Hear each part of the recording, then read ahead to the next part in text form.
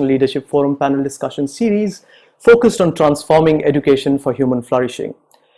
Thank you so much for investing your time with us on a weekday. My name is Aaryan Salman and I am the moderator for this panel discussion. In the of OELF, we explored the various dimensions of education in the times of Corona and beyond. Today we have a stellar panel that will explore how can we effectively engage learners online in a series entitled Education in the Times of Corona. Today we'll also be discussing the strategies and approaches that we must take towards ensuring effective engagement online that fosters human flourishing. The recordings of the previous 7 panel discussions and the live broadcast of this panel discussion will be available both on our website and on our social media channels. So join us on our social media pages and be part of our current and future initiatives. As you may already know, we have made changes to the way we provide certificates of participation towards advancing the discourse on transforming education for human flourishing through having you as an active contributor. So please fill the feedback certificate request form that my team will be sharing at the end of this panel discussion on Zoom, Twitter, Facebook, LinkedIn, and YouTube to receive your certificates of participation. Also, we'll be sharing relevant and related resources with you within 72 hours of this live broadcast. So check out the event page after 72 hours or follow us on our social media profiles to receive the latest updates on this. As you know, we continue to live in an increasingly challenging and uncertain times with enormous changes and disruptions to our lives and our professions. It is a moment for us to assume active global citizenship and support those in need. Having said that, I would like to take this moment to mark a minute of silence for those who have lost their lives to the pandemic and the grieving individuals and families, and also in solidarity with the Black Lives Matter movement in the US and around the world.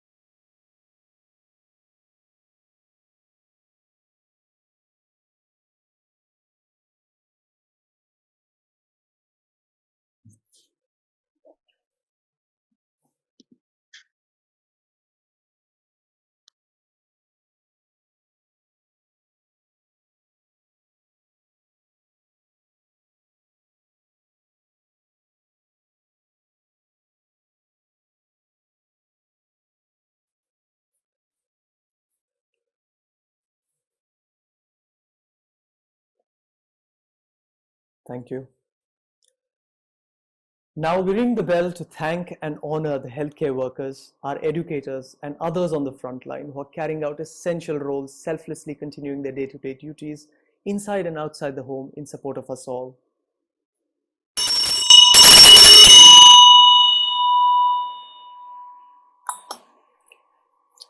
Thank you. The Online Education Leadership Forum was started with an objective to provide a platform for education leaders to shape, empower, influence, and advance the discourse on, and be a springboard aiding action towards transforming education for human flourishing. As we know, the unpredictable nature of school closures across the world due to COVID-19 crisis has forced educators and school leaders and schools to adopt online and distance teaching and learning. Because of this, educators who were mostly trained to teach offline in their teacher colleges have exceedingly done well in adapting to newer challenges and adopting an online or distance learning medium that is both demanding and open to endless possibilities. I discovered through my conversations with many teachers who say that their students started out fully engaged and they are now discovering that their motivation is gradually waning Another reality is that many learners do not have the right study environment due to several reasons, including socioeconomic disadvantages. Designing a strategy keeping in mind the vulnerable and disadvantaged groups can help ensure that we leave no one behind and create a robust and inclusive online learning model. So it is in this context that we have this August panel gathered to explore the different dimensions, including pedagogy, content, technology, assessment, and strategy that are vital to effectively engage learners online. While we do this, I hope the panel is successful at identifying approaches to pedagogies and assessment that can enable balanced learning experience online, suggesting practical ways of avoiding the reinvention of wheel, and lastly, presenting the most appropriate way of viewing the evolving learner-teacher relationship in these changing circumstances. Our approach to online learning and our view of the changing relationship between the educator and the learner will determine how effectively we foster learning for human flourishing. Through the Education in the Times of Corona online series, the Global Citizenship Foundation and the Council for Global Citizenship Education are committed to supporting school leaders and educators by connecting experts, practitioners, and educational leaders from across the globe to discuss and share ideas, best practices, and perspectives to navigate and lead through this crisis. So our goal today is, whatever your role is in the education sector, that you will come away with something, a new idea, a fresh perspective, a new strategy that you can apply to be more successful at doing what you're doing best while engaging with learners effectively online. So here's the format to give you an idea of what to expect. First, I'll take a few minutes to introduce our awesome panelists from EU, India, Lebanon, the United States, and the UK. This is one of the most diverse panels that we have till now. Then I'll kick off the conversation by opening the floor to the panelists. In the second half of our time today, we'll open the floor to give you an opportunity to directly ask specific questions to the panelists by either posting your questions or virtually raising your hands by pressing the reaction button on the bottom of the screen on Zoom. Also, please feel free to share your thoughts, your ideas in the chat section anytime during the discussion and create a learning and engaging experience for all. The idea is to navigate the present and upcoming opportunities, issues, and challenges together to be able to transform education for human flourishing. Sounds good? Great. Let's get started with the panel introductions. It is my great pleasure to welcome Dr. Rebecca Winthrop, Senior Fellow and Co-Director of the Center for Universal Education at the Brookings Institution. Dr. Winthrop's research focuses on education globally with special attention to skills young people need to thrive in work, life, and as constructive citizens.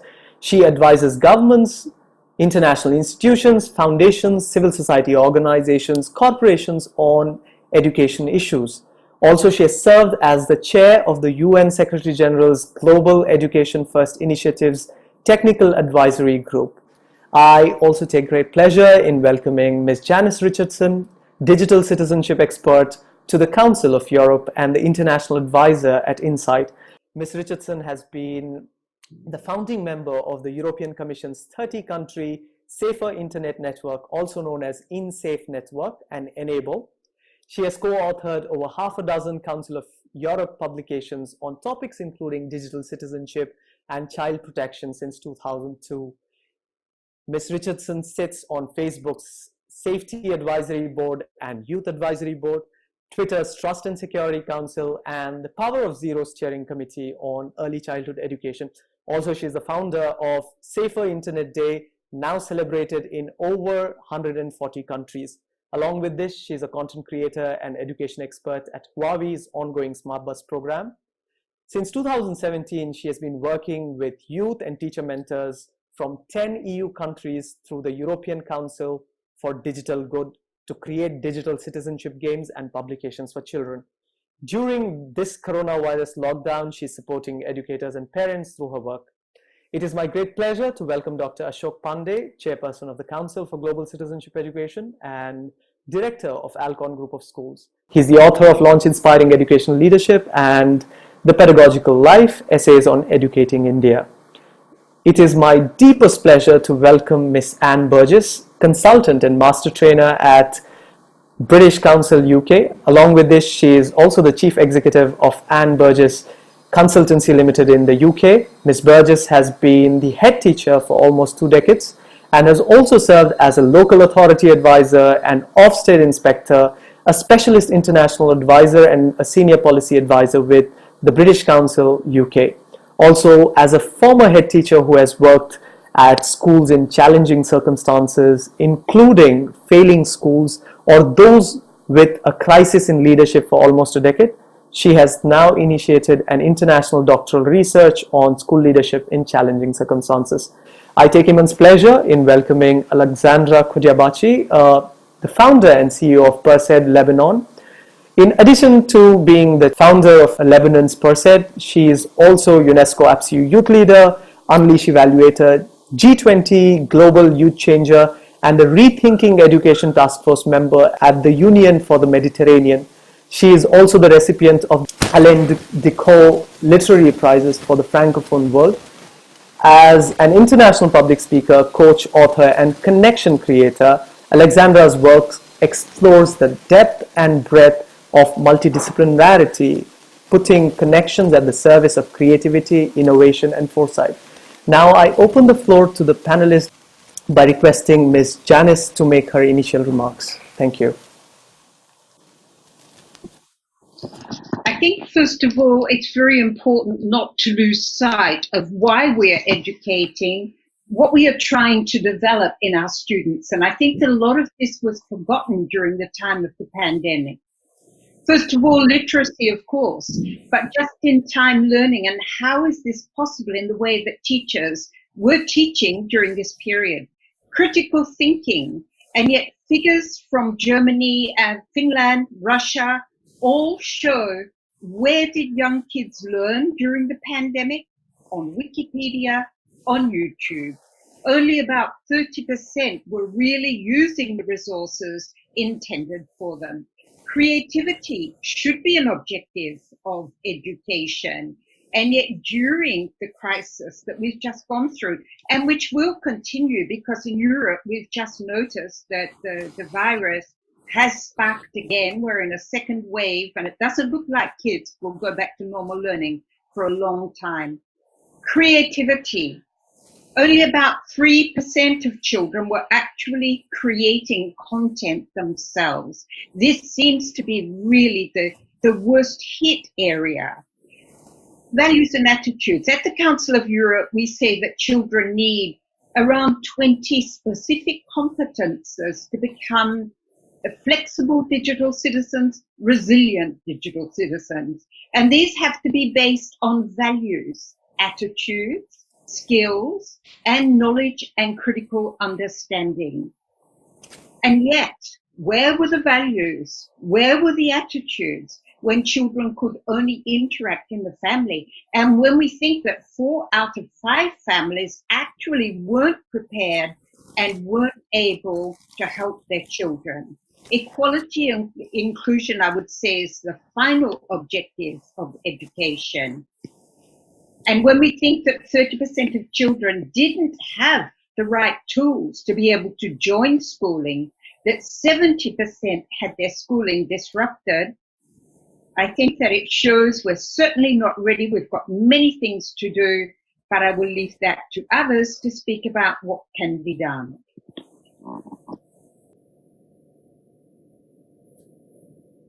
Thank you so much, Ms. Richardson. Now I yield the floor to Ms. Anne Burgess. Thank you very much. I think coronavirus has made us all think differently and reassess the way that we live our lives, as well as the way that we teach our children. It's made us revisit our priorities, both personally and professionally, and that can be a positive thing. I would like to think that we can draw something positive out of what is a dreadful situation, so that coronavirus will not have been in vain. Some of you will be familiar with the work of Leon Festinger on cognitive dissonance. It's not a new concept. Festinger was writing in the 1950s, but I think it's particularly relevant to us today. Festinger's theory was that we have an inner drive to hold all our attitudes and our behaviour in harmony and to avoid disharmony or dissonance. And that's known as the principle of cognitive consistency. When there's an inconsistency between our attitudes or ideas and our behaviours, that's dissonance. And something must change to eliminate the dissonance. Either our behaviour must change or our ideas and our attitudes must change. I think we can use that dissonance creatively to change our ideas and our way of doing things. Where there's no dissonance and things are running smoothly, there may be a lack of motivation to seek change or new information. I once heard a superintendent of schools in the USA to say, to change people's ideas, you sometimes have to change their experience. And conversely, of course, to change their behaviours, you might have to change their ideas. COVID has changed all of our experiences. No one could quite have predicted the situation that we're faced with. It's new for us all, and it's unprecedented in human history, or recorded human history.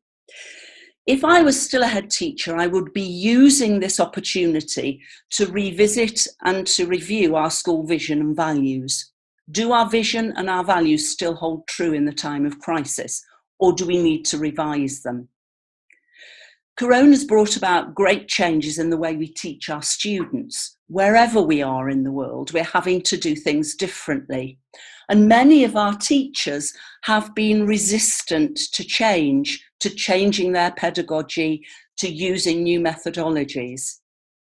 This, for me, is a time when teachers are almost given permission to experiment with new ways of teaching without being threatened by change. No one is going to blame them for trying something new, even if it's not successful, because we're all in a new situation. We're all trying something new. But they may need support to do that, and that's where school leaders come in.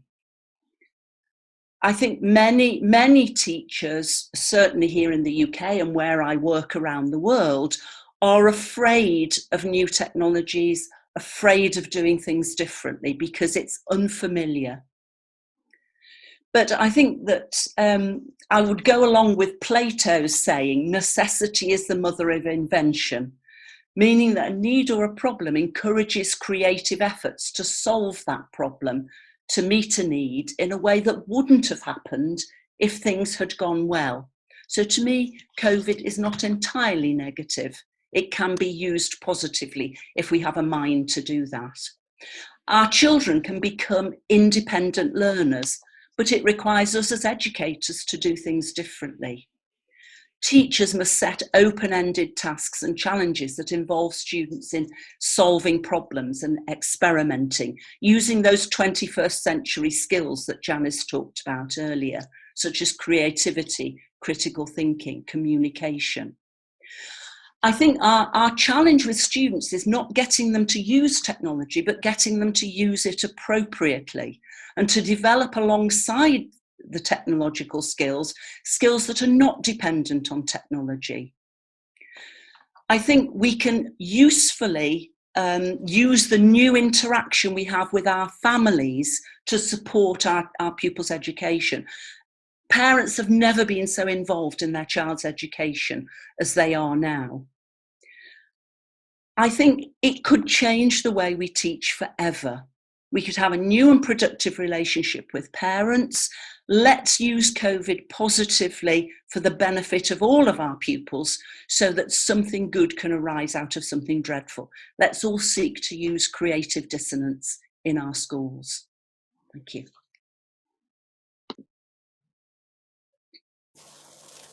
Thank you so much, Ms. Burgess. Now I request Dr. Pandey to make his initial remarks.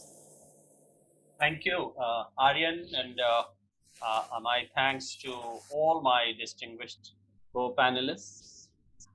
My two preceding panelists have opened the floor and given a very wide vision of how things can pan out in this period of crisis. I have a take on student-teacher engagement at two levels.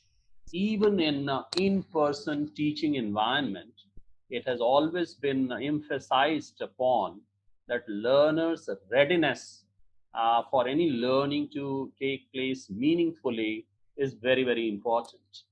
And needless to say, that in this period, when the children and teachers are away from each other, this learning readiness becomes even more important.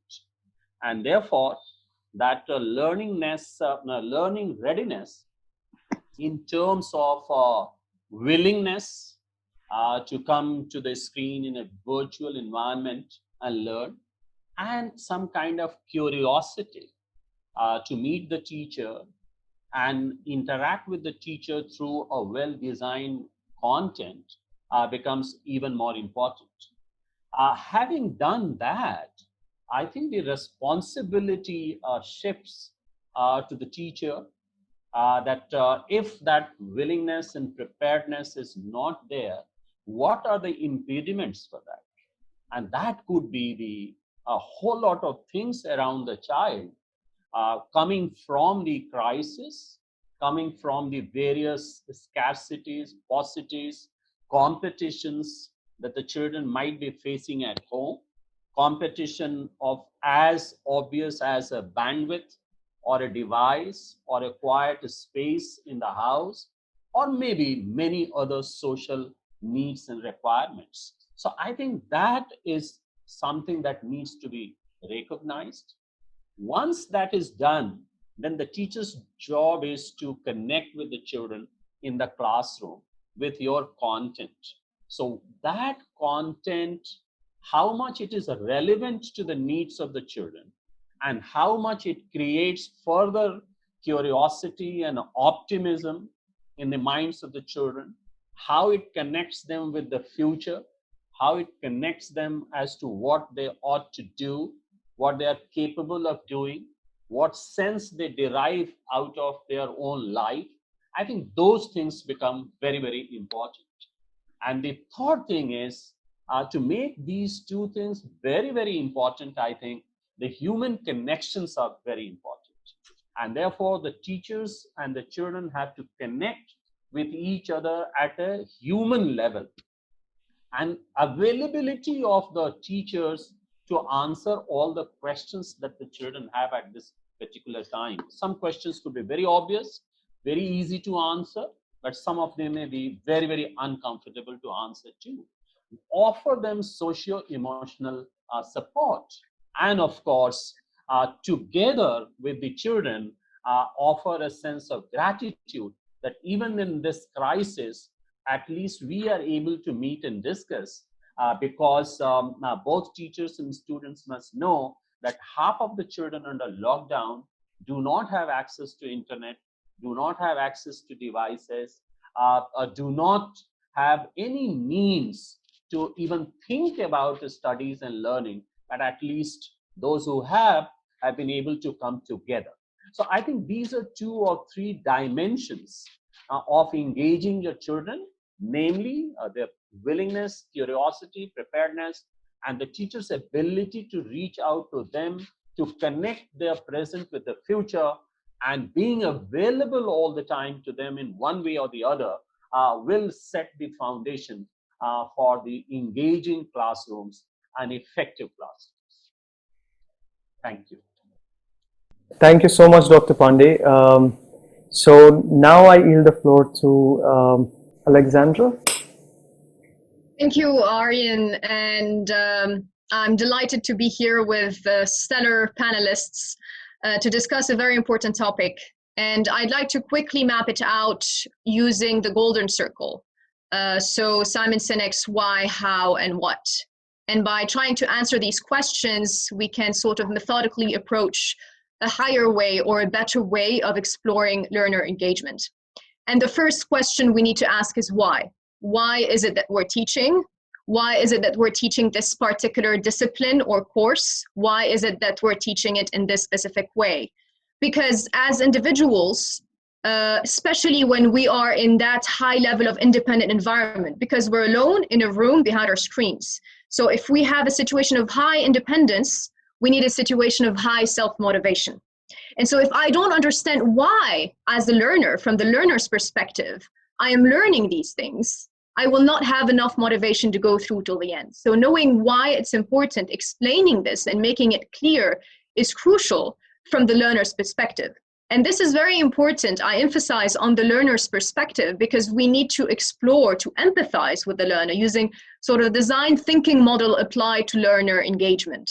We need to put ourselves in the shoes of those learners as educators, thinking we woke up early in the morning, we might have 8 hours straight of courses. So we really need to spark that motivation. So that's why. The why has to be obvious. And then comes how. How is it that we're communicating the information? Is it in a lecture format? Is it in a format of dialogue? Are we building communities? Are we building an exchange? So asking this question is crucial. And once we understand the answers and we broke them down into, is this engaging enough? Is this a two-sided conversation? Or is this a one-sided conversation? We can better understand and evaluate our own practices in light of these answers. And to do that, we really need to understand the learner's perspective. They use it a lot in digital marketing. So you don't put out your content out there. If you're reaching out to women aged 18 and 25, you don't put it on a platform where you would have 3-year-olds or 60-plus-year-olds. So you really have to target your audience to know what they want and how they want it, and actually deliver it to them. Understand your audience, understand the people you're trying to serve. And when it's happening online, we need to pay attention to two things. Is that the two main important aspects when it comes to delivering content online is visuals and audio. It's not embracing the entire space because we're limited to that tiny little box. And so it's how we manage our voice as educators, playing with it, making it attractive and not very monotonous to the point of losing the attention of our audience till the end. And make it visual, have data, have visual presentations that would allow the person in front of us to really understand what it is that we're trying to communicate. And in general, this has to come across with an experience, a journey that takes us from one point at the beginning till what point at the end, just like storytelling. It's hard, it's challenging, but the more we understand what it is that we want to share and how the person in front of us wants to receive it, the better we can come across that aspect. And then there's what. What are we talking about? What is the content? Sometimes there are some technical things that need to be communicated. And so in this case, we really need to sort of package it in a way that is interesting, in a way that is engaging. These could be igniters at the beginning or at the end. These could be connections with the context, because context is very important. It's even more so online because the person is completely decontextualized. The house is in the same time, the learning space is in the same time, the working space, and we sort of retrieve from the context around us. So it's very important to build that engagement by building this contextual connection with the audience. And naturally, when we talk about what are we activating? Are we activating the cognitive aspect alone? That wouldn't be enough, because we need other aspects also to it. We need the social emotional part. Are we allowing them to communicate with each other? Are we communicating with them? Are we listening to them? Because there's a very important community aspect. We might not be discovering it at its best now, but this will become even more important the more we work on online learning and digital learning, because of that extensive distancing that we will be experiencing. And then we have the sensory motor. Sitting all day long behind a laptop for a learner, that's not the normal way of doing things. And by the way, that's not even the normal way of being even in a classroom environment, because it's the same. It's even harder when it's digital. So are they really exploring the depth and the breadth of their human potential, physically, sensory, from the sensory motor perspective? And then there's the action components. Is it actionable? Is what I'm teaching going to impact them in a way that will allow them to improve something that is very practical, that is very tangible? And these questions that arise now after COVID-19 are going to not just pave the way for online learning, but for learning in general, because it's an opportunity for us to reinvent the way teaching happens and the way learning is experienced. Thank you so much, Alexandra. I yield the floor to Ms. Winthrop. Thank you. It's difficult to go at the end because I agree with everything everybody said. I think all the panelists have talked about this need of really, for teachers, for head teachers, for everyone delivering education in these times to think seriously about the purpose, this idea of what we call in our research at the Brookings Institution, breadth of skills and competencies. So academic plus 21st century skills, or use whatever term you want or you're using in your country, to not forget about both. And really thinking about perhaps this as a moment of transformation. And we've done a lot of work on our end around this idea of leapfrogging. Is there opportunity amid crisis where we could change practice? That could cultivate a wide range of things. And people have talked about that. And I personally think there is a real moment and opportunity to leapfrog. I'd be happy to talk about that later. But since that's been covered a bit, I was thinking as people were talking, maybe what I should share is just some insights I have gleaned. And I wrote a piece recently on the 5 traps that will really kill online learning. And I have a good colleague named Richard Kulata, who's an expert in online learning here in the US. And the 5 traps are common. And I would say that teachers have been amazing, I think, around the world in a literally a day, half a day, a couple days, pivoting to a whole new way of teaching, and not forgetting they too are stuck at home with their families and are part of this conflict. So teacher well-being is a big issue.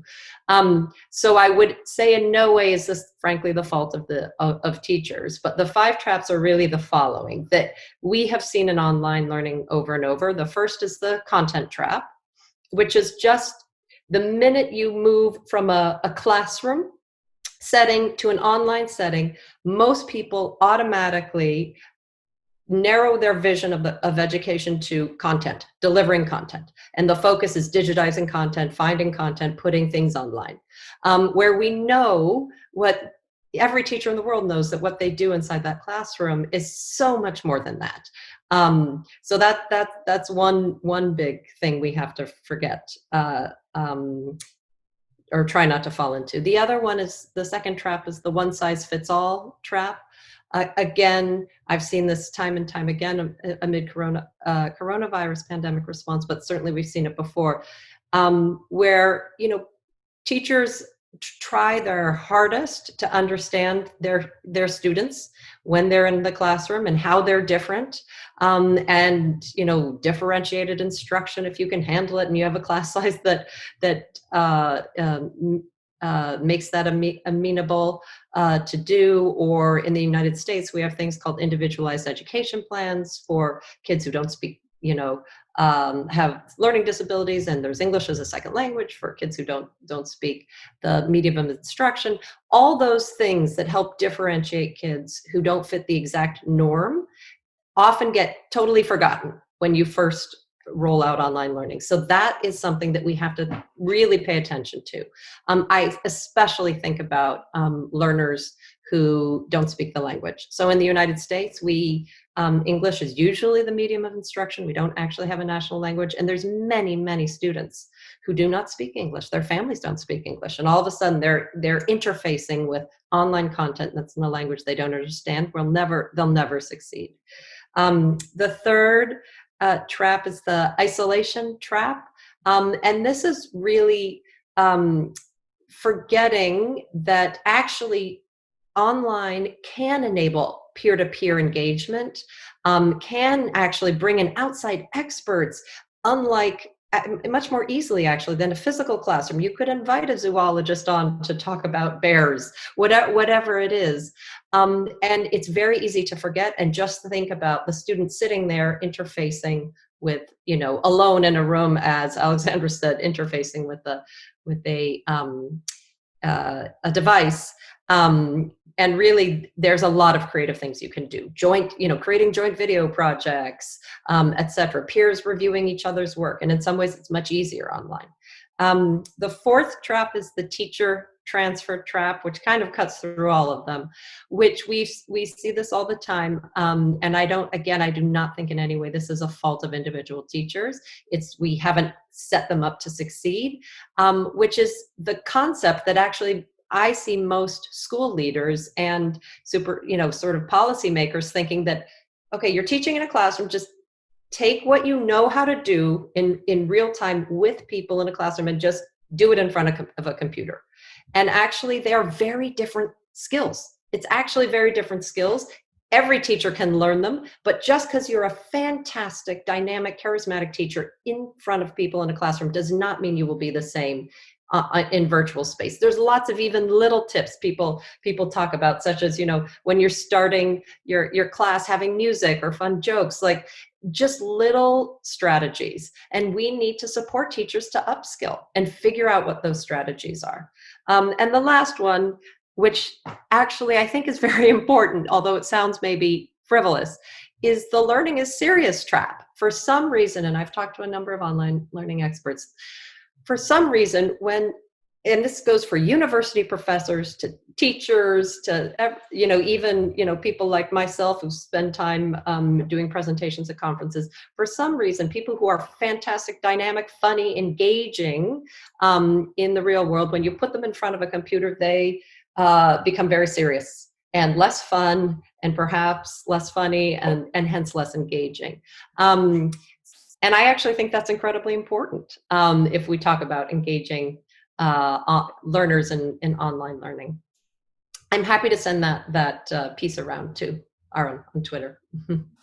Sure. Thank you so much, Dr. Winthrop. Now we move to the next round where the panelists would ask one question each to the other.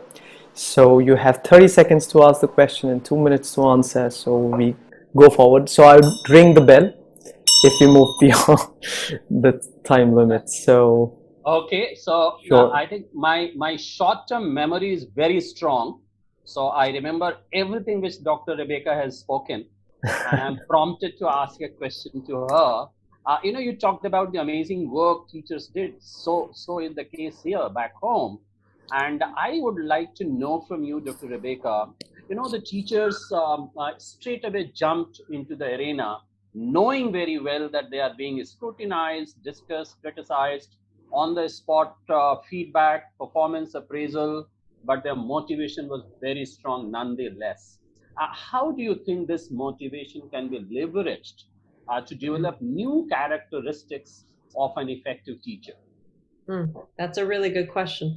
One of the things that we've been hearing in the US, and I think in other places, is that teachers would really like to be recognized for their upskilling in their skills to teaching online learning. We have basically asked teachers to take an entire crash course in a whole new sort of skill set without actually any instruction, no curriculum, very little guidance.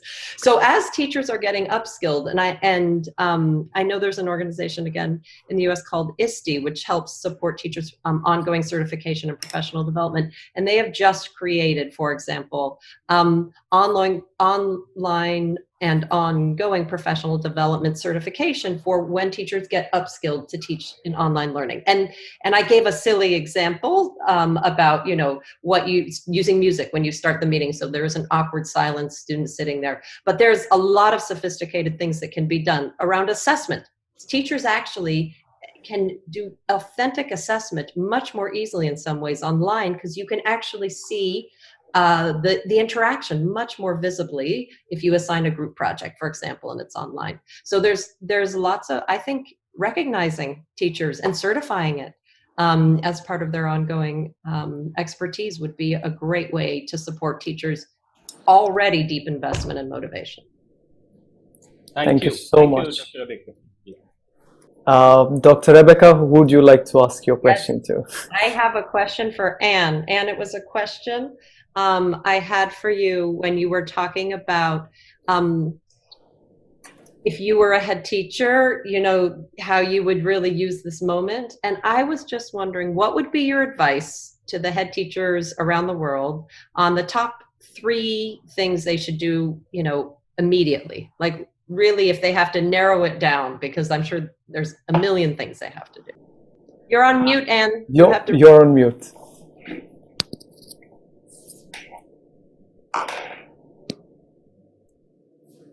You're on mute. Okay. Yeah, got it. Didn't work straight away. I haven't yet learned sign language, so I suppose one of the first things that I would do is to talk with the school community about our vision and values. Do we need to reassess them? Because, as I say, you know, we've all, I think, lockdown has been a chance for us to step back and look at our lives.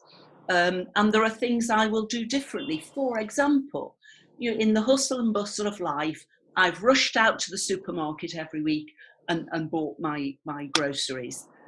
In lockdown, I've walked up the road and shopped locally. And I will do that still after lockdown. So I've begun to appreciate my local small businesses and the service that they offer and the quality they offer. So I've reassessed that, and I would want to be doing that as a school. Let's look at our vision and our values in the light of COVID. Do we need to reassess what's important to us? So I think that's the first one. I think the second one is how we can take what is good from what we're doing now and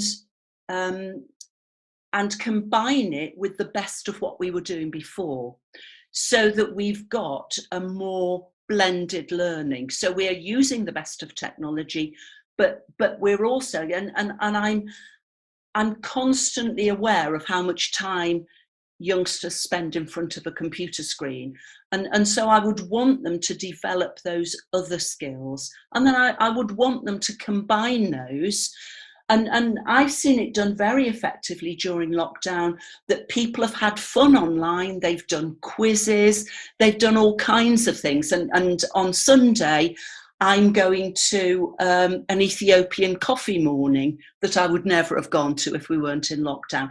So I think it's about how we take the best of our current situation and the best of what we had before and use them productively. And finally, I would like to see teachers admitting that they don't know everything.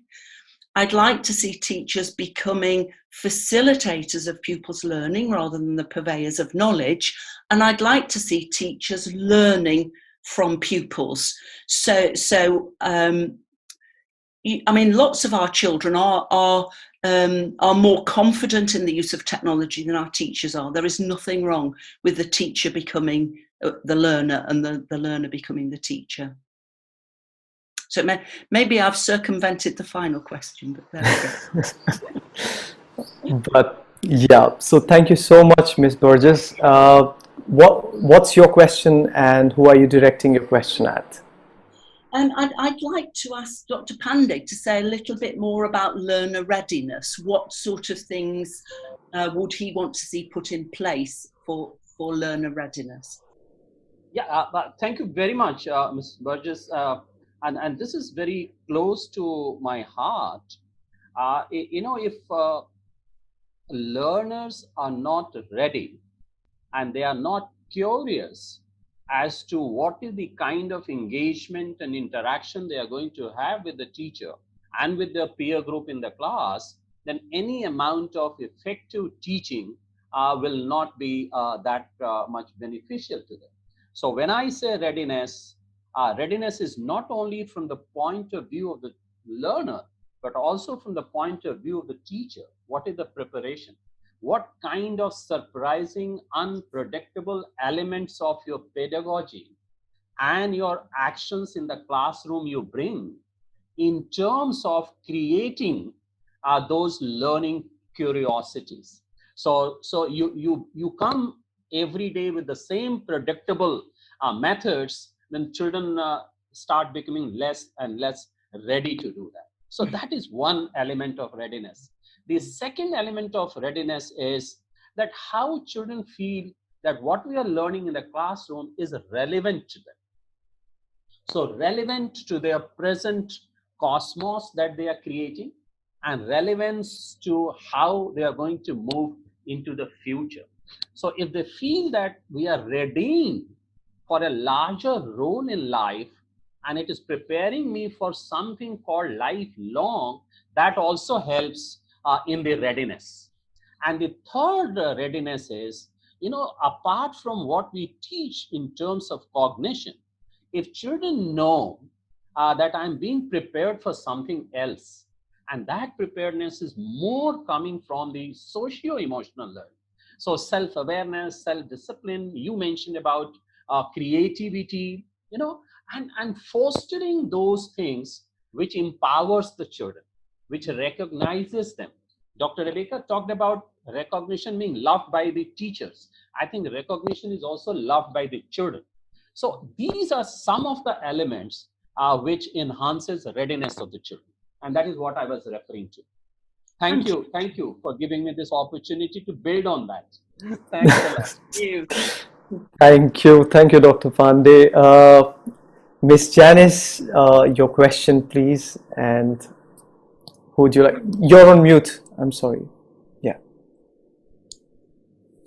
I have a question to Alexandra, because I think that the platform is extremely important in remote learning. She touched on the topic. We know in Europe that teachers have been using commercial platforms. So how do you reach your target audience when there doesn't seem to be any really suitable platform for them?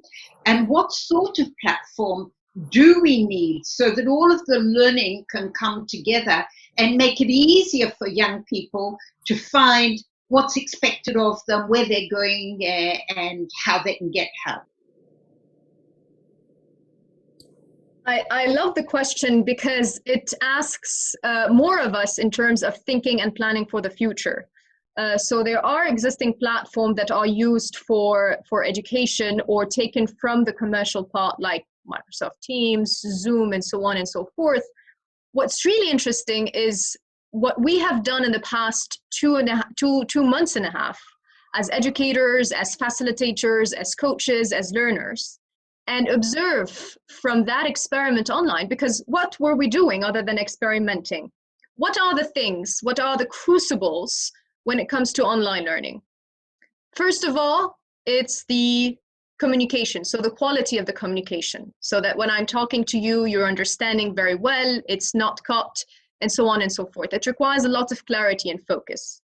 Then there's something very important, which is the community aspect. And none of the platforms that are currently available facilitate the community aspect to its highest possible potential, especially for learners. So it's definitely something that has to be looked into in terms of what are the tools that we can offer in order to make it happen.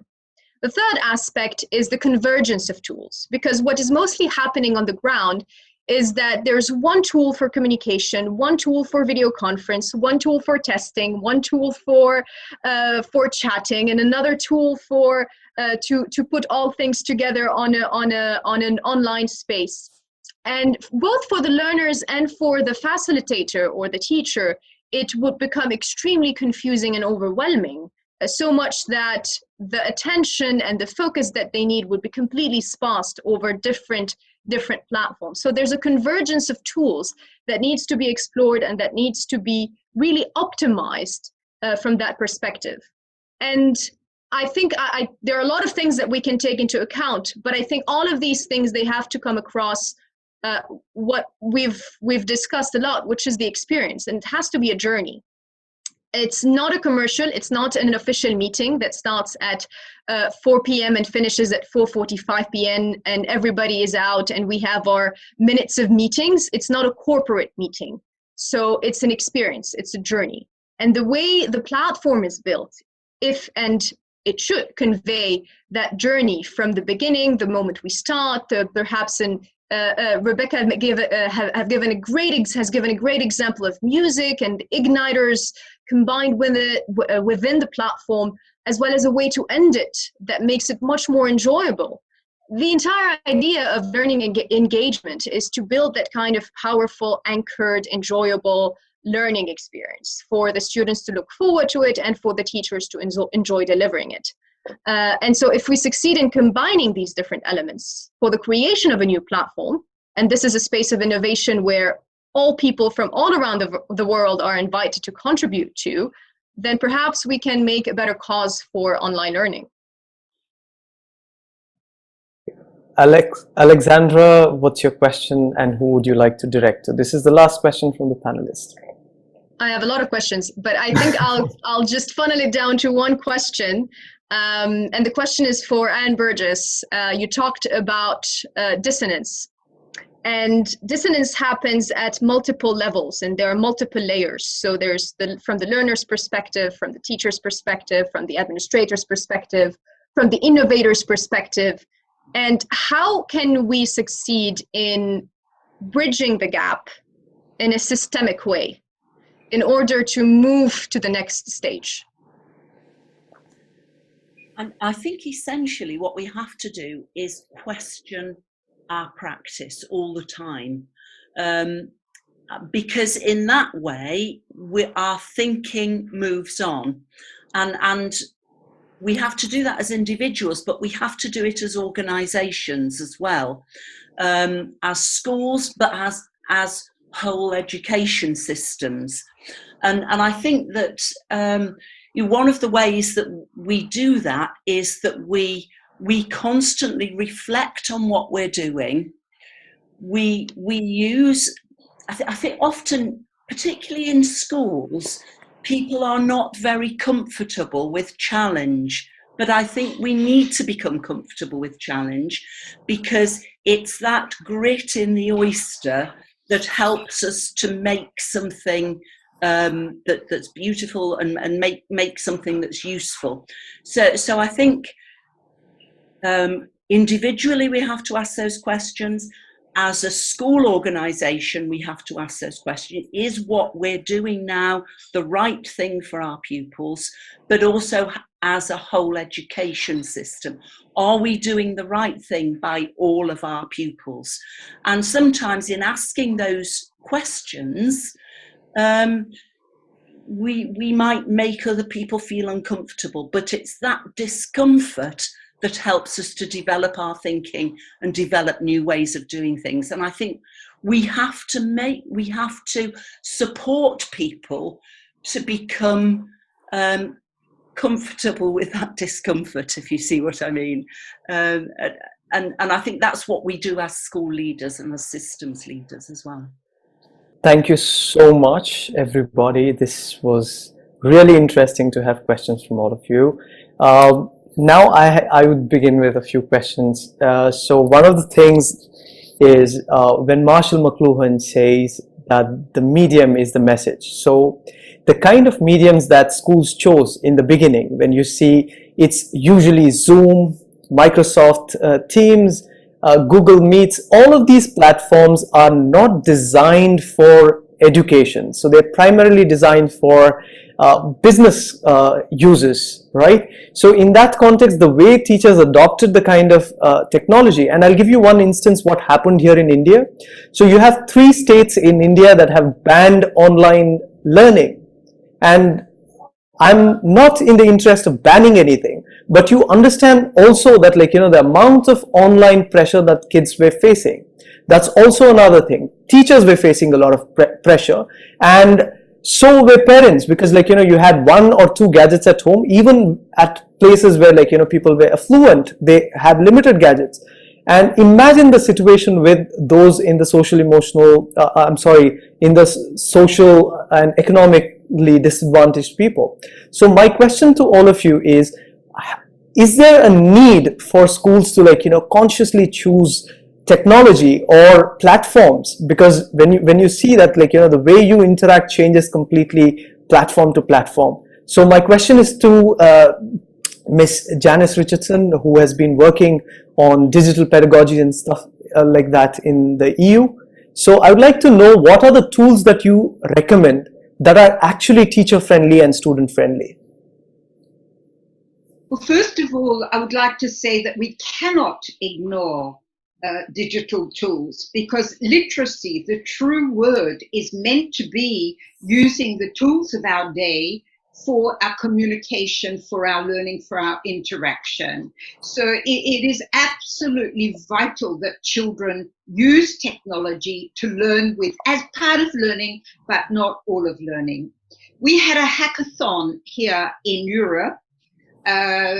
Many different organizations trying to develop the right tools for the right learning, plus medical tools, etc. And I worked with a team who were trying to put into place a technical platform for schools. It's very, very complex, and I think we need some sort of hybrid approach. Children have great difficulty learning alone. We know that about 4 out of 5 families weren't able to support the learning, and figures also show that about 80% of children considered peer learning with brothers, sisters, or friends was the most important learning. In fact, only about 15% of children said that their parents helped them learning. So what must this tool do? One, convergence, as I believe it was Alexandra who said, very important, so children can find all the tools together. 2, we have to work hand in hand with industry so that these tools are designed for safety and for privacy. We need to pilot a great number of tools to come up with the tools that we think are the most effective. We have to get over this talking head approach where there is one person out there speaking to all of the others. Here I would like to see a hybrid approach where we actually use streaming so that we can see the kids who are sitting in the class, because we're going to have a mixed approach over the coming months in Europe. Some sitting in the class, but if we stream correctly, we can also have those children who are at home remote learning actually on the screen between the face-to-face pupils. And this is what I think really needs to happen. Encourage peer learning, put all the tools in the same spot, take the onus off the teacher, because children learn a lot between each other. And then there was a great educational philosopher, I would say, Ivan Illich, who way back about 50 years ago suggested that we could be setting up learning webs where children can participate in this sort of interactivity. They can ask their questions, but they can choose the topics that they like the most and have a lot of information around it. Because one thing that also worries me, tools means content. And right now we pretty much have a supermarket of trash. And children are not learning to evaluate this content correctly. So I think in terms of tools, we also need some sort of label, a standard, so that they are quality tools that young people are using. Thank you so much, Ms. Richardson.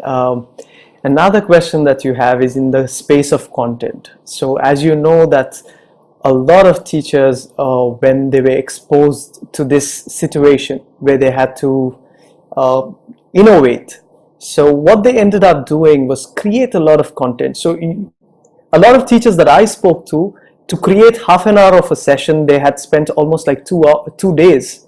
And even now, many of them continue to do this because a lot of schools end up demanding that you cannot use content content from, say, outside. You need to generate your own content. So what is your advice to school leaders as well as educators to avoid reinventing this wheel? So what is it that they can do? So my question is directed to Dr. Winthrop. Well, the first thing is try to change that policy that you can't use outside content. What can you say more about that? What are they telling their teachers? So And from they can't pull from the web and so existing platforms and existing MOOCs and Khan Academy or anything like that? What is So it supposed to what do? they're ending up, see, from my interactions that I've had, what schools have been telling them is Yeah. you come on the screen and then you do the session. You don't have to pull stuff and then give it to the kids. So the idea of teacher being in front of the screen is so crucial at many schools. Okay. So I think, so now I understand. So I think that there is probably a mix-up between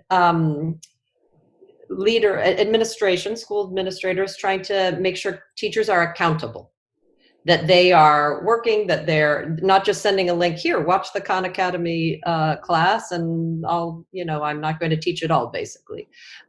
Because there are actually, lots of things that are good quality. I really take Janice's point. The problem is curating and sifting. So I think there's probably a crosswire between administrators wanting to hold teacher accountable and finding ways to do that. And hence saying, you have to physically sit there and be there and show up, which makes sense if you're running your school the same way as if it were physically in person. You would not want a teacher absenteeism is a big problem in India, not to show up into the classroom. So I think probably maybe it's about helping administrators find different lines of accountability, because obviously it's crazy to try to use the same accountability lines, especially if we want to use this as an opportunity to leapfrog, accelerate change, transform teaching and learning so all kids really can get practice with 21st century skills as well as under developing academic rigor. Thank you so much, Dr. Winthrop. Alexandra, my question to you, you've been working in the space of creativity and innovation. So how do you see this moment, and what is your suggestion or what is your advice to teachers who want to innovate and come up with something that's totally different, or perhaps is an improvisation of what they do offline? So what's your suggestion to these teachers? What can they do to foster creativity online through online teaching and learning? First of all, I'd say two things: experiment and iterate. The only way we can actually explore how we can improve things individually and systemically is to test. So we come up with a formula, we test it, we see if it works. There's a formula that exists out there, we test it, we see if it works. And I think the fact that we're in a situation of emergency in terms of online learning, it's the perfect situation to do tests. It's tricky because we need results, definitely, but it's also very important because without that aspect of experimentation, there is no way we can actually have improvement. There are multiple solutions that exist out there, some definitely better than the others. So I completely align with you, Janice and Rebecca. And sometimes they're good, but they're decontextualized. So it's very important to build a connection between what's global and what's local, because what could work somewhere might not work somewhere else. So that too is a very important component. And by exploring all these different ways, in a way that allows us to have KPIs, key performance indicators. So we tested this, we got that result. We tested that, we got that result. And once we sort of analyze the data in a rather wise and intelligent way, we can come up with a better version of what we do. Now, when it comes to creativity, creativity is a muscle. So you go to the gym to build physical muscles. You take courses to build intellectual muscles, so to enforce the connections between your neurons. And creativity is the ability to make connections. And so the more you work on creativity, the more you do exercises in creativity, the more you engage in design thinking processes, both individually and collectively, the more creative you are going to become as an individual. And the more creativity you can sort of create within the context that you are active in. And it's not something that the teacher is going to do alone, because then again, we lost the entire idea that we're a community. So not just a community of peers, but a community of peers and facilitators and coaches and teachers and so on and so forth. So it's very important for the students to be also part of that equation. to be part of the equation of creating that content and participating in that content, not as passive visuals. Oh yes, this is nice, this is a very creative presentation. No, they have to be in that creative experience. These are things that I would say top of mind, and innovation is not something that is straightforward, and we have to understand this. There's a model that's called the VUCA model, so high volatility, high uncertainty, high complexity, and high ambiguity, which is the trademark of the 21st century. And everything that we see around us within that perspective translates in the practice that we do. So it's very important to understand that our practice is going to be uncertain, and that there are going to be some moments of ambiguity, that experiments not all are going to be successes, but this is how we can drive innovation, by testing, failing, and then succeeding again. And not waiting until 2 years from now to fail tremendously in a way that is non-reversible and then say, oops, we've done a mistake here, we have to correct it. No, it has to be in small processes of iteration, in a very lean, from a very lean perspective, because this is how we can improve well, without having major damage. Absolutely. And in a much more rapid way.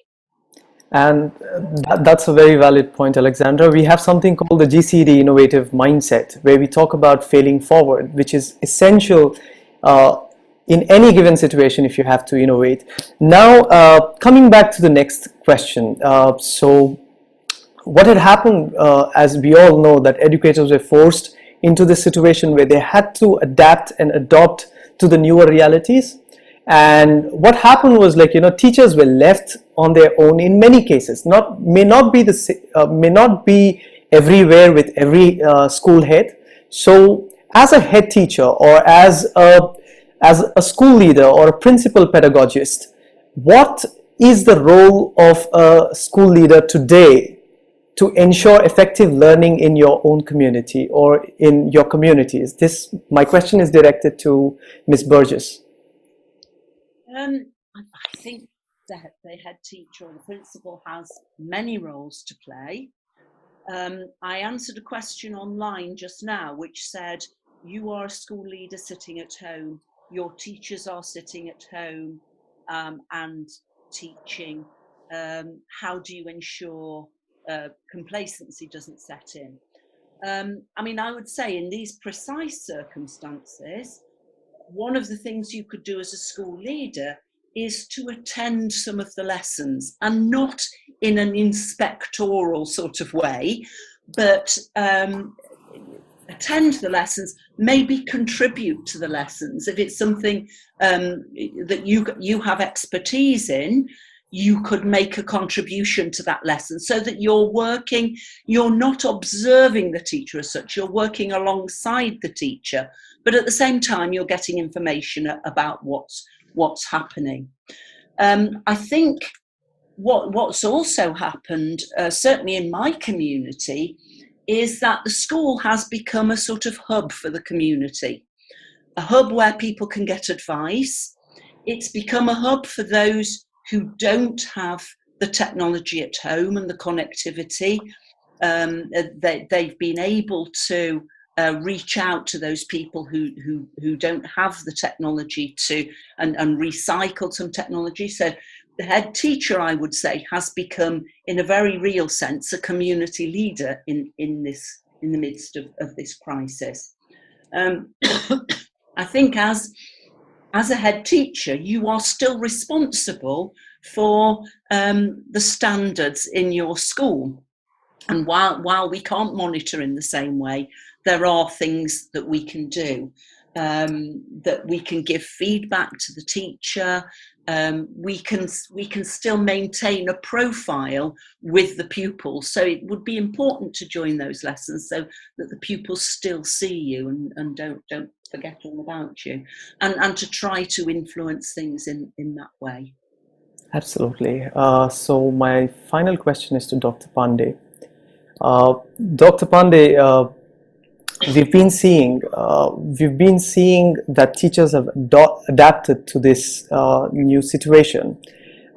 You have been talking about the stages in an educational plan, or like, you know, in recovery of schools, or like, you know, for schools to get back to a new normal. So you talk about those three things in a journey of a school. So could you highlight the importance of it in the context of effective teaching and learning on the ground?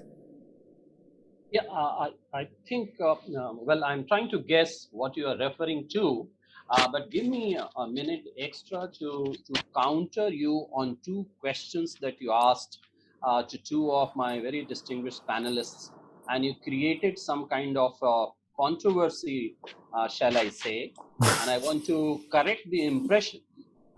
First of all, a Microsoft team and Google Hangouts and now Google Meet, it is not entirely true that they were not meant for education. I think it were meant for education. Maybe business is always behind that. So it is not that. Moreover, which platform one could go to? What were the other options? So I think there is nothing blasphemous about that in the first place. The second thing, I think Dr. Rebecca gave a beautiful answer to your question, which was little incomprehensible in the sense it may be a very odd, exceptional case where an administrator might have asked her teacher not to borrow content. I think anybody with any sense of education in today's world would never talk about that, right? Of course, the talk could be about contextualizing your content to your own audience. And I think that is very much taken. And that is why Dr. Rebecca was bang on when she said that maybe the administrator wanted to bring in some kind of performance accountability. So in that sense, it is fine. Now, having said that, when we got plunged into lockdowns and the children were sheltered at home, I think we had no way but to respond to that situation. And I would like to reiterate in all praise to the teachers that considering the response of the governments and civil society to the needs of health and well-being, response of the governments to the needs of economy and livelihood, I think educators' response was almost expeditious and very swift. But having said that, we must also acknowledge that the first response was more of a crisis management. And we had to reach to the children, and therefore we reached out to them. But as time went by, we came into what we call recovery mode, which you are referring to, readjusting to the platform, to technology, to content, to effectiveness, to building resilience and character. And from that phase of survival to recovery, I think we are going to have few more months of online or a hybrid of online and in person. Now people will not be very generous to us. They would like us to be more effective. And this is the time for us to, what I call, lead by example. So now we have to create all those things which Alexandra is talking about, or Janice is talking about, Mrs. Burgess is talking about, Dr. Rebecca has talked about. All those are lighthouses of leading by example.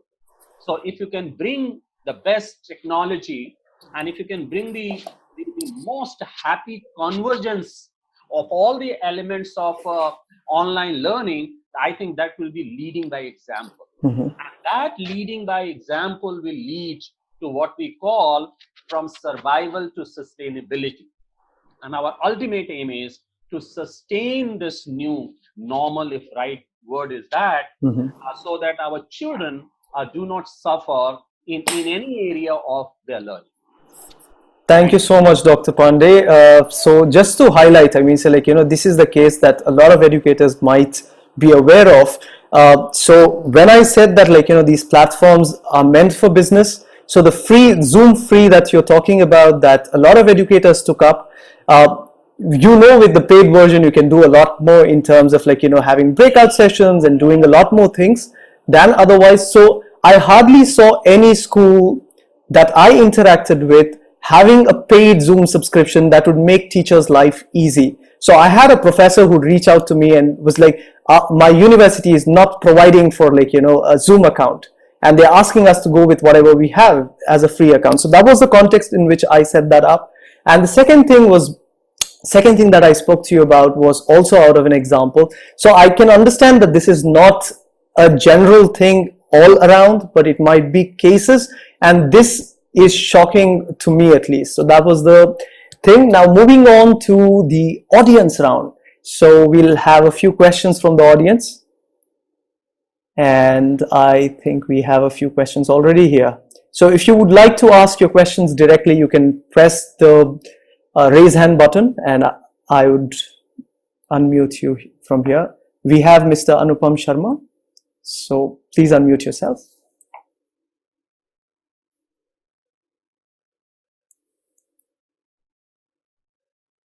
Could you please unmute yourself? All right.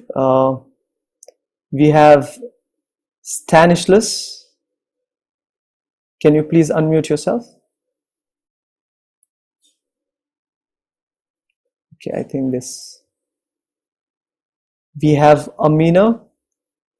Could you please unmute yourself? Yeah, hello. Can you hear me? Sure. Yeah, hello everyone. Thank you very much. It's really very interesting and very insightful. I'm interested in exploring ways to quality assure the content.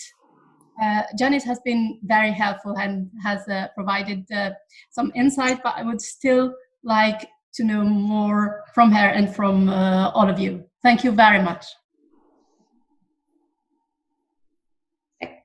Janice, you'll have a more fulsome response, but I just wanted to say that I just tweeted out and put in the links in the chat, because I know not everybody maybe can be in the chat for the Zoom, but something in the US that is very helpful, which is called Learning Keeps Going, and there is a help desk for teachers. So they also have a whole bunch of links to high quality content that they have sorted through. This is the organization EdSurge and ISTE, who are responsible for doing a lot on teacher professional development and teacher journalism. So that's a good resource. And my answer for that, yes, content is most important. Over the last 3 or 4 years, I've been experimenting with groups of teenagers, brainstorming, understanding what they want to learn about. They're making me PowerPoints. They give me the type of exercises they like. Then I've been refining this with pedagogical experts, and it's been hugely successful. You may want to go and look at webwewant.eu. This is an activity created by young people. It's been translated into 12 different languages. So my first thing would be make sure that you get young people's voice. They're the ones being educated. They're the ones using the technology, and they have super ideas. It needs to be polished by pedagogical experts, of course, too. We are not, as teachers, we are not content creators. We can guide people to create content, but let's leave it up to the experts. Let's adopt a multi-stakeholder approach. Yeah, good evening, ma'am. I'm sorry to interrupt. I have a question. I'm so sorry, Ms. Richardson. You can continue. Hello, can you unmute yourself, please? Yes. Yeah, I'm so sorry. Please continue. For me, the multi-stakeholder approach is so important. We haven't really spoken about it today. Industry has a role to play because they have the platform experts, but they have to work with governments. They have to work with the civil sector. And I think there is not enough of this. Teachers go through teachers' college, and yet they don't really get a full view of what these tools are capable of. Parents are not having their voice. So when it comes to content, when it comes to tools, when it comes to education, we're meant to be educating the kids for the big wide world, for the future of our society. There is no point in just blocking them into schools with teachers. Let's get everyone involved. And I think another point, 2 points important about this. One, piloting. So many tools are never piloted with real users, and you can learn so much from it. I don't think we should be allowed to use tools that have not been piloted with kids. And the third thing is research. We must keep going with research to understand the impact of online learning, the impact of time kids spend online. There is not enough research. It's up to industry to pay for this research. I think that could be their role. They're the experts in R&D. Thank you so much, Ms. Richardson. That's something that industry should do. And I think instead of the industry dictating, it should be the schools that are driving what's needed. So I have my next question from Behizande, who is asking this question: teaching and evaluating online, how can I make sure that learners don't cheat? Now, this is one thing about trust and learners. So who'd like to take this question? I think panelists would come in, but I'm almost, prompted by this question. So I have not waited for my panelists. My apology to them. So I think the first thing is any test assessment, let us begin with some kind of trust, right? And empathy for the students and confidence in the students. I think if that is the premise, I think that very idea of using any unfair means will not agitate our minds. This is in the first place. And the second thing, of course, there are now systems available driven by AI and many other technological advancements to have proctored assessment, as we call it. The third thing that I can suggest is why not remove all barriers, and can we think of assessments which are open book tests, where they have 10 books and entire Google's resources, still there is very little possibility of finding the answer there. So I think this is one thing that can also be done. And fourth thing is that why have assessment only when there is a question and they have to answer it? Why can't we have a situation to which they have to respond to? Why can't we have a project where they have to collaborate? Why can't we have a problem whose solution they have to find? Absolutely. Yes. So we'll take 2 more questions. Any other panelists would like to respond to this question? Please go ahead. I would just like to add something here. Back in the 90s, when I was a lecturer in law and computing at the Sorbonne, teachers were horrified when I allowed my students to take one book into the final exam.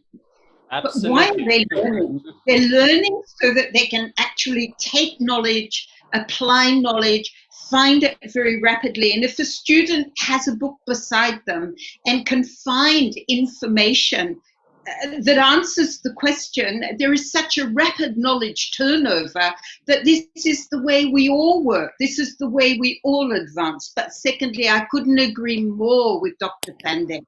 What is evaluation at the school level, perhaps different at the university level?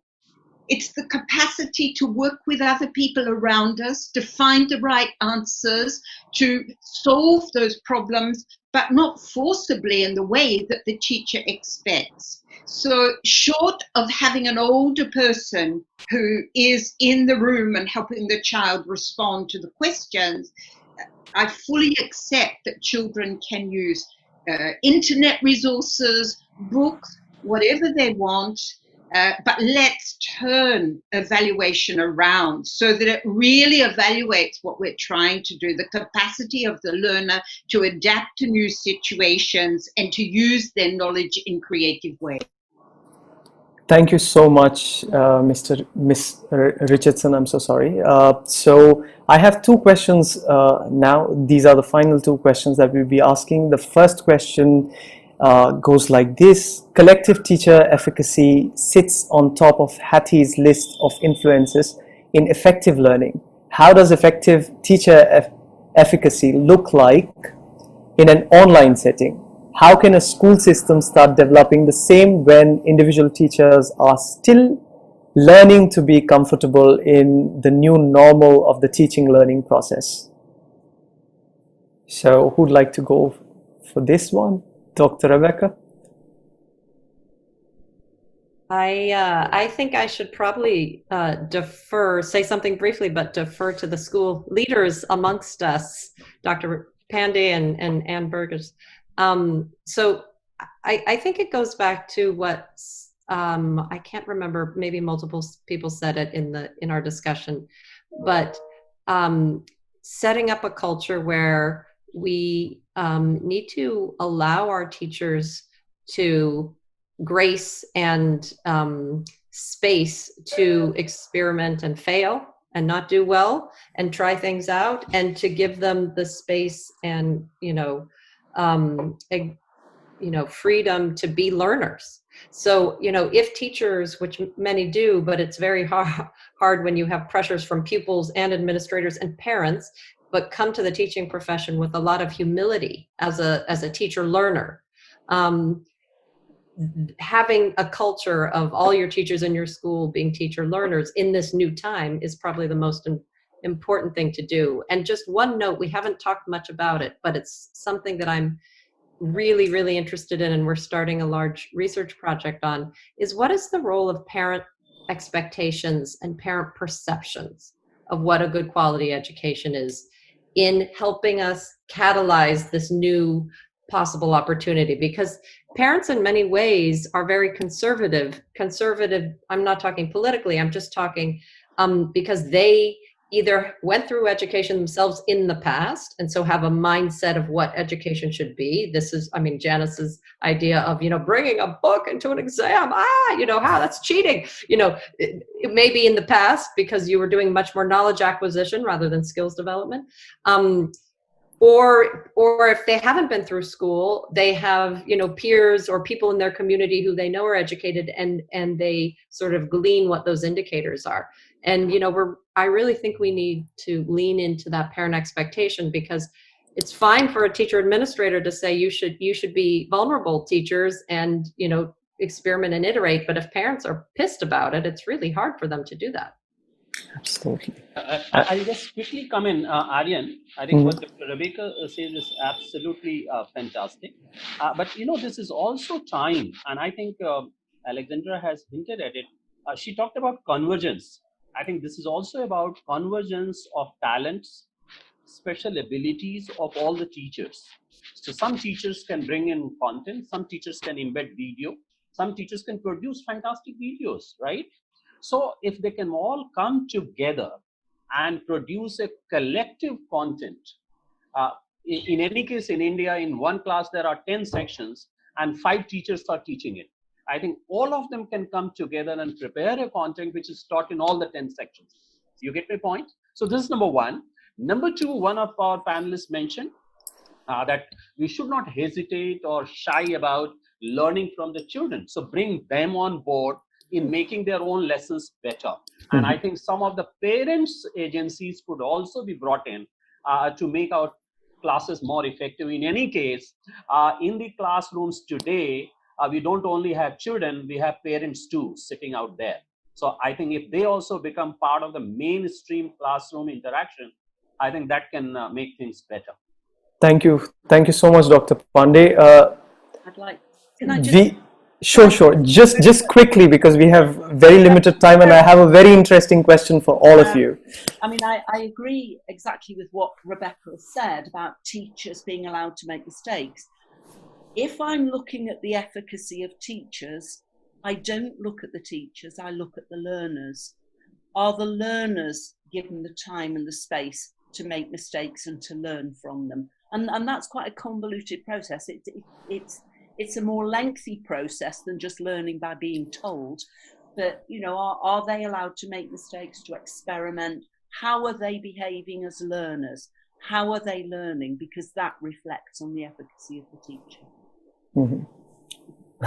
Thank you so much. Also, a tiny, very tiny thing to add, because everything that you said is perfect, but just one more thing is that we need to stop looking at education as not just as teachers and learners, but as parents, as governments, as public sector, as private sectors, as companies, as future recruiters. We need to stop thinking of education as this fixed path and more of a moving, changing path of exploration that really echoes what the century is about. Thank you so much, Alexandra. Absolutely. So my final question, this is to be as practical as it can. So what are the things that one should start, stop, and continue to effectively engage learners online? So there are three things to this question. What should they stop, start, and continue? So who'd like to go? And this should be as rapid fiery as it's possible.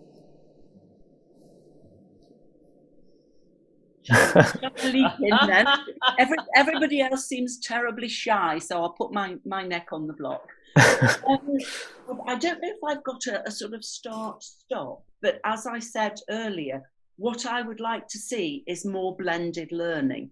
I'd like to see a continuation and a development of the online learning and learning through technology, but I'd also like to see learners becoming skilled in adapting their learning medium to suit their task and to suit their situation, so that we have adaptable learners who need adaptable teachers, who need adaptable leaders. And so I would like to see that continuing, but developing from where we are now. And I think we've got a lot to build on. Yeah, thank you, Mr. Burgess. You have given me time and also courage, and you also gave me some hint, and therefore I'm deriving from you and giving one sentence answer to all the three questions which Aaryan has asked. I think every time we think of children, we have to stop ourselves or reduce ourselves to zero, which means start learning and stop thinking that you know a lot, and again lead with new learning and upskilling. I think that will be in the best interest of the children. I'm happy to go next. So I would start doing a lot more peer-to-peer projects and assessing based on the, the back end. Teachers can see how the peers are interacting. I would stop doing so many boring PowerPoint one-way lecture presentations. And I would continue, because I think it probably is already started, but something that Janice is a real expert in, really helping build a culture of student participation that is ethical and within the bounds of what they would do in the classroom. Because I know from a lot of teachers, students have no boundaries in, what does it mean to behave and interact online, and are chatting and doing all sorts of things. And, you can have a lot of cyberbullying. So I think you need to really lean in on that piece. We didn't talk a lot about it, but it makes teachers scared to do things more interactive. I don't mind going next. And thank you, Rebecca. What should we stop? We should stop considering that kids have to learn in a class, in an age group. Children can learn everywhere. So we need to stop cutting off school from the world. We need to start, as I've said before, multi-stakeholderism in education. Stop allowing industry to come into schools to start teaching kids things, but join hands and do these things together. What do we need to continue? Children need to be able to continue their learning. Why do they learn more in the first 5 years of their life than they will again in any other period? Put out the possibilities, open the opportunities, and let children continue learning. Thank you so much. I'll go next. Yes. And say that one thing that really has to stop is the one-sided conversation, because it's a nightmare for everyone. what really needs to start is fluid thinking. So thinking much more in a much more flexible way about foresight and about what learning can be and in what shapes it can perform. And last but not least, what we need to continue and enhance is the power of human connection. Lovely. I think these were quite insightful takeaways. One thing, Dr. Rebecca, when she spoke about stopping boring lectures, there's been research that says that lectures are ineffective, like one-sided sage on the stage lectures don't work. So I think this is the moment for us educators to reflect on the existing practices and perhaps take up something new. I would just like to highlight 5 points before we end that we had discussed in the previous panel discussion, which are relevant even today. So I had asked panelists last time, what is their, crazy idea about education in the next 5 years? What would they like to see different? So one of the things that they said was children should be able to tell us what they want to learn. That is, they wanted to foster student agency, teachers, students, and entire families to be co-learners. So this is how they visualize the future.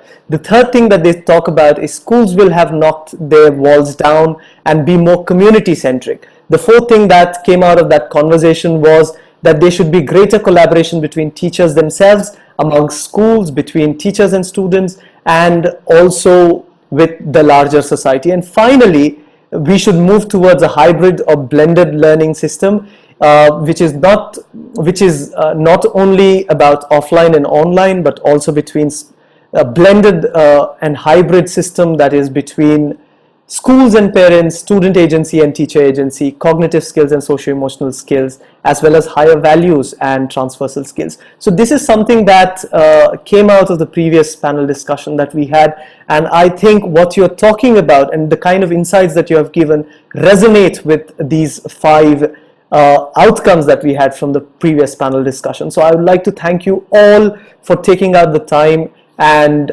making this panel discussion so fruitful for many.